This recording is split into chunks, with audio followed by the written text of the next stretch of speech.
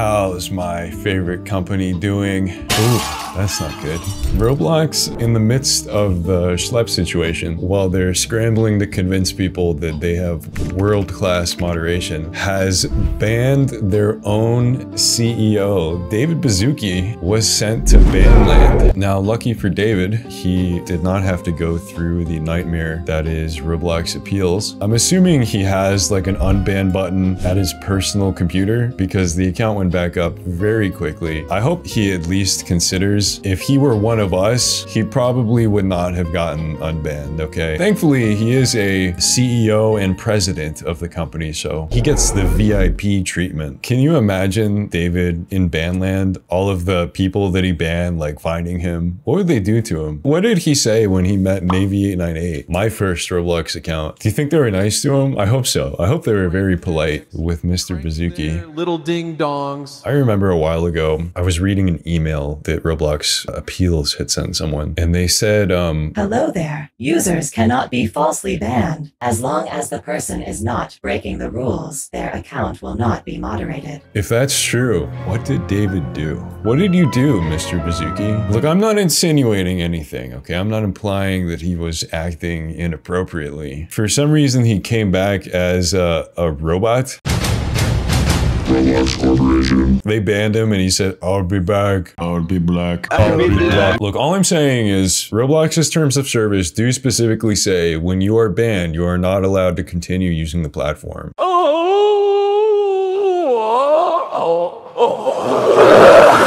So last video was very serious. I figured I'd make a light follow-up just to kind of give people some comic relief to all of the anger. I love the robot avatar too. I like it a lot better than the werewolf phase that he went through. I don't know if he was going through like a Twilight thing or what, but you guys like my Blackboard, by the way? I was thinking about putting out a retro slot video. I drew release the guppies, and it has like a soy jack face. However, I did, in light of the schlep situation, make a tweet hereby promising to make peace with the furry and retro slop community if they join us in making Roblox safer. I guess we're on the same side now. Did you guys ever think you would see the day after everything? After everything they've done to me? After making me crash my car? By the way, that car crash tweet got in the news. For some reason, some journalist in India was completely convinced that this tweet was real. All this schlep stuff has got me so excited. Fun fact, the lawyer that Roblox employed to send the cease and desist is the same one they used to sue me. I can tell you guys, I have nothing but good things to say about Tony Wayble, and I mean that. I'm not being sarcastic. Definitely no hate towards Tony. I know he's just doing his job. He's representing his client to the best of his abilities. I would love to be a fly on the wall in some of these meetings at Roblox. How could he have not tried to talk them out of this? I think he did, and I'm speculating when I say that, but I think that there was probably something said along the lines of, you know, this is gonna fuck you guys, right? And Roblox was probably saying something along the lines of, no way. How could people not be on our side? I mean, our platform is just so safe. Do you think Tony watches my videos? Hi, Tony. Ladies and gents, we are now at the point where Roblox moderation is so bad, they have accidentally banned their own CEO. And because all of these tech companies have completely failed to keep their users safe for so many years, governments around the world have started pushing for anti-privacy regulations, like forcing you to upload a government ID just to log into a website. This is where Surfshark comes in. It's basically a giant middle finger to surveillance. Surfshark encrypts your connection, hides your location, and lets you bypass these dystopian restrictions. Want to stop advertisers from tracking your IP?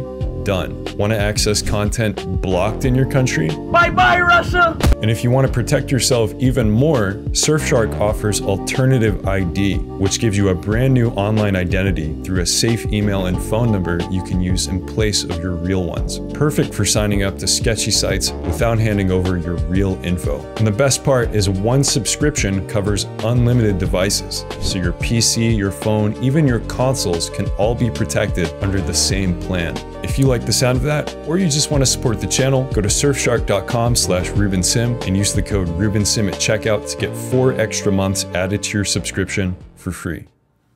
I don't know if you guys have heard of this WPlace website. It's basically a giant map of Earth. You can paint any portion of the map that you want. So Roblox HQ at the start of this looked completely normal. And when the schlep situation happened, it just got worse and worse and worse. People changed the Roblox logo to say pedo blocks. People are saying that David supports pedos. Someone built the HQ and wrote pedo HQ on it. There's a Roblox logo that says Roblox powering files, and they've just like covered everything in schlep faces and schlep logos and schlep avatars. Free schlep is on every square inch of the map. Someone drew Jeffrey Epstein next to Roblox HQ. Every day this giant orange void gets bigger and bigger. So yeah, I would encourage everyone to go to WPlace and say something nice about schlep over Roblox HQ in San Mateo. If I hear one more fucking thing about a lawsuit against our platform involving some fucking kid being skinned alive. I was listening to their latest Tech Talk where they go over all of their defenses for banning vigilantes, and I'm thinking about this argument. I opened up Google Maps and I started looking at Roblox HQ, and it is just the most pristine, clean, in the middle of all this greenery. They have all this perfectly manicured landscape. They have all this delicious food that's cooked for them for free. There's a bar right outside. There's a gym. There's a scene in the Tech Talk. They have this giant window, and at some point a train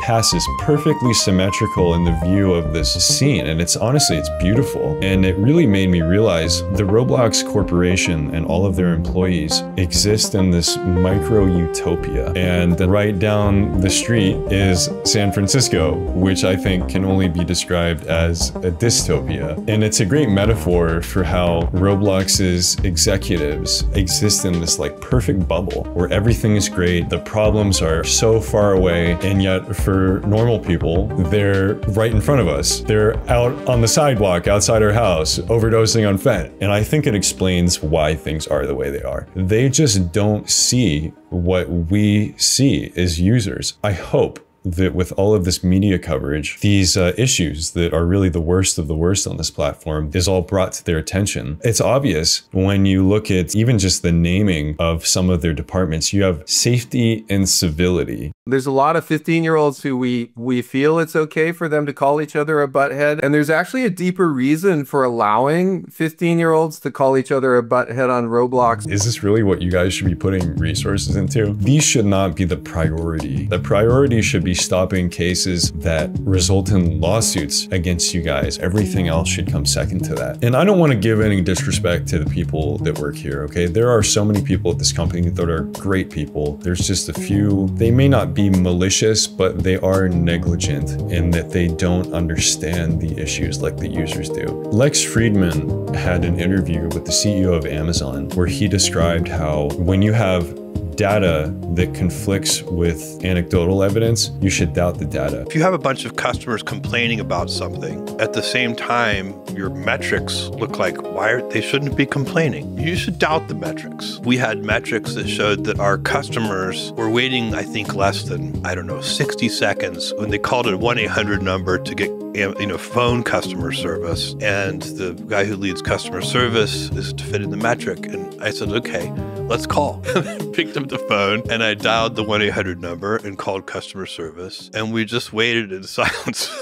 What did it turn out to be? Like it was really long, more than 10 minutes. I think this applies so much to Roblox. And you have these people defending the data saying, oh, we have world-class moderation team. We take stuff down typically within minutes. And it's just been proven anecdotally to be false time and time again. Yeah, I'm sorry, this isn't funny. Let's go over the rest of WPlace. Pedo blocks. I've been seeing this everywhere. Free schlep, free schlep, free schlep. Look, there I am. There's Jeffrey Epstein. You have Roblox employees. I work here. I wonder what these people are thinking about the giant orange void. There's a lot of stuff on Epstein Island. Look, they have Dr. Disrespect. There was a change.org petition to remove David Baszucki 12 seconds ago. Fuck the CEO. It was 100K last time I checked. Now it's 143. Over under on him resigning. This is probably the most stress he's been in. He's never had an attorney general file a lawsuit against him. He's probably not going to resign soon, especially in the middle of all these lawsuits. He would basically be dooming the company if he did that, but I can see it happening maybe in the next 5 years or so. I mean, he is getting old too. He's like, what, 67 now? 6'2", okay. So when I premiered my last video, the live chat was exploding with people saying, "Down with David." I have been on YouTube for over a decade. I have never seen a live chat this unified before. Every single message for an entire page, no difference in punctuation, spacing, spelling. The CEO has managed to destroy his reputation in a week. If they had just unbanned Schlep, they would not be in the hot water that they're in right now. Oh yeah, and Schlep hit 1 million subscribers. When they sued me, I think I was at 800 or 900K. The lawsuit boosted me to 1 million. He gets all of his accounts banned. He gets legal threats from Roblox. He went from 500K to 1 million. So I am incredibly proud and I wish him all the best. But Roblox has basically handed him a layup for his YouTube career. It's very nice to see a fellow YouTuber benefit from such a horrible situation. Schlep's next video is probably going to be out before this one, so definitely go watch that after this. I already know what it's about, but yeah, I'm Ruben Sim. Thanks for watching.